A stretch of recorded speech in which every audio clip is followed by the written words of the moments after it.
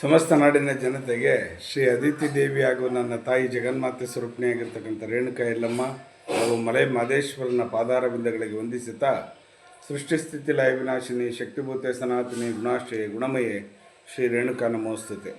ಬಂಧುಗಳೇ, ಈ ದಿನ ವಿಶೇಷವಾಗಿರ್ತಕ್ಕಂಥ ಕಾರ್ಯಕ್ರಮ ಏನೇನು ಅನುಷ್ಠಾನಗಳನ್ನು ಮಾಡ್ಕೊಬೋದು, 12 ರಾಶಿಗಳಿಗೆ ಯಾವ್ಯಾವ ರೀತಿ ಫಲ ಇದೆ ಅಂತ ನೋಡ್ಕೊಂಡು ಬಂದ್ಬಿಡೋಣ. ಮೊದಲಿಗೆ ಆದಿತ್ಯಾದಿ ನವಗ್ರಹಗಳನ್ನೆಲ್ಲ ಪ್ರಾರ್ಥನೆ ಮಾಡುತ್ತಾ ನಮ ಸೂರ್ಯಾಯ ಚಂದ್ರಾಯ ಮಂಗಳಾಯ ಚ ಬುಧ ಶುಕ್ರ ಶನಿ ಬೇಶ್ಚ ರಾಹುವೇ ಕೇತುವೆ ನಮಃ ಗುರು ಬ್ರಹ್ಮ ಗುರು ವಿಷ್ಣು ಗುರುದೇವ ಮಹೇಶ್ವರ ಗುರು ಸಾಕ್ಷಾತ್ ಪರಬ್ರಹ್ಮ ತಸ್ಮೈ ಶ್ರೀ ಗುರುವೇ ನಮಃ. ಗುರುವೇ ಸರ್ವಲೋಕಾನಾಂ ವಿಜಯಸೆ ಭೌರವಿಣಾಂ ನಿಧೇಯೇ ಸರ್ವವಿದ್ಯಾನಾಂ ಶ್ರೀ ದಕ್ಷಿಣಾಮೂರ್ತಯೇ ನಮೋ ನಮಃ. ಈ ದಿನ 12 ರಾಶಿಗಳಿಗೆ 27 ನಕ್ಷತ್ರಗಳಿಗೆ ಯಾವ ರೀತಿ ಇದೆ ನೋಡೋಣ. ಮೊದಲಿಗೆ ಮೇಷರಾಶಿಯವರಿಗೆ ಯಶಸ್ಸು ಕಟ್ಟಿಟ್ಟ ಬುತ್ತಿ. ಈ ದಿನ ತುಂಬ ಚೆನ್ನಾಗಿರ್ತೀರ, ಯಶಸ್ವಿಯಾಗಿ ನಡೆಸ್ಕೊಂಡು ಹೋಗ್ತೀರ. ಈ ದಿನ ತುಂಬ ಚೆನ್ನಾಗಿರುತ್ತೆ. ಇನ್ನು ವೃಷಭರಾಶಿಯವರಿಗೆ ವಾದ ವಿವಾದ ಮಾಡ್ತಕ್ಕಂಥದ್ದು ಜಾಸ್ತಿ ಆಗುತ್ತೆ. ಸ್ವಲ್ಪ ಹುಷಾರಾಗಿರಿ, ವಾದ ವಿವಾದಕ್ಕೆ ಇಳಿಯೋಕ್ಕೆ ಹೋಗ್ಬಿಡಿ. ನಿಮ್ಮ ಕೆಲಸ ಆಯಿತು, ನೀವಾಯಿತು, ಆ ಥರ ಇರಿ, ಕಾಲ ಕಳೀರಿ. ಇನ್ನು ಮಿಥುನ ರಾಶಿಯವರಿಗೆ ಸಂಭ್ರಮ ಪಡ್ತಕ್ಕಂಥ ದಿನ, ಅಚೀವ್ಮೆಂಟ್ ಮಾಡ್ತಕ್ಕಂಥದ್ದು, ಹಬ್ಬ ಹರಿದಿನಗಳು ಜಾಸ್ತಿ ಆಗ್ತಕ್ಕಂಥದ್ದು ಜಾಸ್ತಿ ಆಗುತ್ತೆ. ಇನ್ನು ಕಟಕ ರಾಶಿಯವರಿಗೆ ಕೂಡಿಟ್ಟ ಹಣವನ್ನು ದ್ವಿಗುಣ ಮಾಡ್ತಕ್ಕಂಥದ್ದು, ಇನ್ವೆಸ್ಟ್ಮೆಂಟ್ ಮಾಡ್ತಕ್ಕಂಥದ್ದು, ಬೇರೆಯವರಿಗೆ ಹೆಲ್ಪಿಂಗ್ ನೇಚರ್ ಮಾಡ್ತಕ್ಕಂಥದ್ದು ಜಾಸ್ತಿ ಆಗುತ್ತೆ. ಇನ್ನು ಸಿಂಹರಾಶಿಯವರಿಗೆ ಕೀರ್ತಿ ಯಶಸ್ಸು ಲಾಭ ತಿರ್ತಕ್ಕಂಥ ದಿನ. ಈ ದಿನ ತುಂಬ ವಿಶೇಷವಾಗಿರ್ತಕ್ಕಂಥದ್ದು ನಿಮಗಾಗುತ್ತೆ. ಯಾಕಂದರೆ ನಿಮ್ಮ ರಾಶಿಗೆ ಸೂರ್ಯ ಪ್ರವೇಶ ಆಗಿರ್ತಕ್ಕಂಥದ್ದು. ಸಿಂಹ ರಾಶಿಗೆ ಅಧಿಪತಿನೇ ಸೂರ್ಯ, ಆದರೆ ಕಟಕ ರಾಶಿಯಿಂದ ಸಿಂಹ ರಾಶಿಗೆ ಪ್ರವೇಶ ಆಗ್ತಕ್ಕಂಥದ್ದು ಈ ಮಾಸದಲ್ಲಿ. ಖಂಡಿತವಾಗಿ ಎಲ್ಲರಿಗೂ ಚೆನ್ನಾಗಾಗುತ್ತೆ. ಕನ್ಯಾ ರಾಶಿಯವರಿಗೆ ಕರುಣೆ ಪ್ರೀತಿ ವಾತ್ಸಲ್ಯದಿಂದ ಕೂಡಿರ್ತೀರಿ, ತುಂಬ ಚೆನ್ನಾಗಾಗ್ತೀರಿ. ಇನ್ನು ತುಲಾ ರಾಶಿಯವ್ರಿಗಂತೂ ಸಾಧನೆ ತೋರಿಸುವಂಥ ದಿನ, ಅಂದರೆ ಅಚೀವ್ಮೆಂಟ್ ಮಾಡ್ತಕ್ಕಂಥ ದಿನ. ಈ ದಿನ ಸುಮ್ಮನೆ ಕೂರಬೇಡಿ, ಏನಾದರೂ ಒಂದು ಮಾಡ್ತಾನೇ ಇರಿ, ಖಂಡಿತವಾಗೂ ಒಳ್ಳೆಯದಾಗುತ್ತೆ.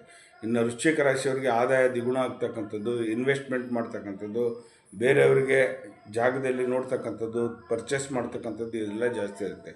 ಇನ್ನು ಧನುಷ ರಾಶಿಯವರಿಗೆ ಉತ್ತೇಜನ ಆಗ್ತಕ್ಕಂಥದ್ದು, ಯಶಸ್ವಿ ಆಗ್ತಕ್ಕಂಥದ್ದು, ಸ್ವಲ್ಪ ಮನಸ್ಸಿಗೆ ನೆಮ್ಮದಿ ಸಿಗ್ತಕ್ಕಂಥದ್ದು ಇದೆಲ್ಲ ಆಗುತ್ತೆ. ಮಕರ ರಾಶಿಯವರಿಗೆ ಆಸೆ ಜಾಸ್ತಿ ಆಗ್ತಕ್ಕಂಥದ್ದು, ಈ ದಿನ ಹಂಬಲ ಜಾಸ್ತಿ ಆಗ್ತಕ್ಕಂಥದ್ದು, ವಿಶೇಷವಾಗಿ ಎಲ್ಲವನ್ನೂ ನನಗೇ ಬೇಕು ಅಂತಕ್ಕಂಥ ಒಂದು ಇದು ಮಾಡ್ಕೊಳ್ತಕ್ಕಂಥದ್ದು ಆಗುತ್ತೆ. ಇನ್ನು ಕುಂಭರಾಶಿಯವ್ರಿಗಂತೂ ನೆಮ್ಮದಿಯಿಂದ ಕಾಲ ಕಳೀತಕ್ಕಂಥ ದಿನ. ಈ ದಿನ ಟೆನ್ಷನ್ ಎಲ್ಲ ರಿಲ್ಯಾಕ್ಸ್ ಎಲ್ಲ ದೂರ ತಳ್ಳಿ ನೆಮ್ಮದಿಯಾಗಿರ್ತೀರಿ ಈ ದಿನ. ಇನ್ನು ಮೀನ ರಾಶಿಯವ್ರಿಗಂತೂ ಛಲವಾಗಿ ನಡ್ಕೊಳ್ತೀರಿ, ಗುರಿ ಸಾಧಿಸ್ತೀರಿ, ಯಶಸ್ವಿಯಾಗಿ ನಡೆಸ್ಕೊತೀರಿ, ಆ ಥರ ಎಲ್ಲ ಇರ್ತಕ್ಕಂಥದ್ದು. ನಿಮ್ಮೆಲ್ಲರಿಗೂ ಒಳ್ಳೆಯದಾಗಲಿ. ಜಗನ್ಮಾತೆ ಸ್ವರೂಪಿಣಿಯಾಗಿರ್ತಕ್ಕಂಥ ರೇಣುಕಾ ಯಲ್ಲಮ್ಮ ಹಾಗೂ ಮಲೈ ಮಹದೇಶ್ವರ ನಿಮ್ಮ ಜೀವನದಲ್ಲಿ ಸುಖ ಶಾಂತಿ ನೆಮ್ಮದಿ ಆರೋಗ್ಯ ಭಾಗ್ಯ ಎಲ್ಲವನ್ನು ಕೊಟ್ಟು ಕಾಪಾಡಲಿ. ಉದೋ ಯಲ್ಲಮ್ಮ ಉದೋ ಯಲ್ಲಮ್ಮ ಉಗೇ ಮಾದಪ್ಪ ಉಗೇ ಮಾದಪ್ಪ. ಲೋಕೋ ಸಮಸ್ತ ಸುಖಿನೋ ಭವಂತು ಸನ್ಮಂಗಳಾನಿ ಭವಂತು. ಸರ್ವೇ ಜನ ಸುಖಿನೋ ಭವಂತು ಸನ್ಮಂಗಳಾನಿ ಭವಂತು. ಬಂಧುಗಳೇ, ಮಹಾಲಕ್ಷ್ಮಿಯನ್ನು ಮನೆಯಲ್ಲಿ ಆಹ್ವಾನ ಮಾಡಿಕೊಂಡು ಕಳಶ ಪ್ರತಿಷ್ಠಾಪನೆ ಮಾಡಿಕೊಂಡು ಆಕೆ ತಾಯಿ ಜಗನ್ಮಾತೆಗೆ ಒಂದು ಬೀಜಾಕ್ಷರಿ ಮಂತ್ರದಿಂದ ಆಕೆಯನ್ನು ಆಹ್ವಾನ ಮಾಡ್ತಕ್ಕಂಥದ್ದು ಮಾಡಿ. ಅದು ಯಾವುದಪ್ಪ ಬೀಜಾಕ್ಷರಿ ಮಂತ್ರ ಅಂದರೆ ಓಂ ಹ್ರೀಂ ಕ್ಲೀಂ ಹೈಂ ಸೋಹು ಕಮಲೆ ಕಮಲಾಲಯೇ ಪ್ರಸೀದ ಪ್ರಸೀದ. ಓಂ ಓಂ ಹಾ ಬರುತ್ತಲ್ಲ ಯಾರಲ್ಲ ಹಾ, ಅದರಲ್ಲಿ ಹ್ರೀಂ ಹಾ ಬರೆದು ಈ ಬರೆದು ಕೆಳಗಡೆಗೆ ರಾವತ್ ಕೊಟ್ಟು ದೀರ್ಘ ಕೊಡ್ತಕ್ಕಂಥದ್ದು ಹ್ರೀಂ. ಕ್ಲೀಂ ಅಂದರೆ ಕಾಗೆ ಕಿ ಈ ದೀರ್ಘ ಕೊಟ್ಕೊಂಡು ಕ್ಲೀಂ ಲಾ ಬರ್ತಕ್ಕಂಥದ್ದು ಕ್ಲೀಂ 0. ಶ್ರೀಂ ಹ್ರೀಂ ಕ್ಲೀಂ ಹೈಂ. ಹೈಂ ಅಂದರೆ ಎ ಐ ಬರುತ್ತಲ್ಲ ಹೈಂ. ಸೌಹು ಅಂದರೆ ಸಾ ಬಂದು ಸೌ 2 0.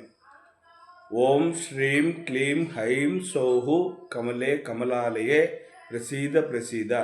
ಈ ತಾಯಿಗೆ ಮಹಾಲಕ್ಷ್ಮಿಗೆ ಈ ಶ್ಲೋಕ ತುಂಬ ಇಷ್ಟವಾಗಿರ್ತಕ್ಕಂಥ ಮಾಡ್ತಿರಲ್ವಾ. ನಿಮಗೆಲ್ಲರಿಗೂ ಚೆನ್ನಾಗಾಗಲಿ, ಒಳ್ಳೆಯದಾಗಲಿ, ಶುಭವಾಗಲಿ.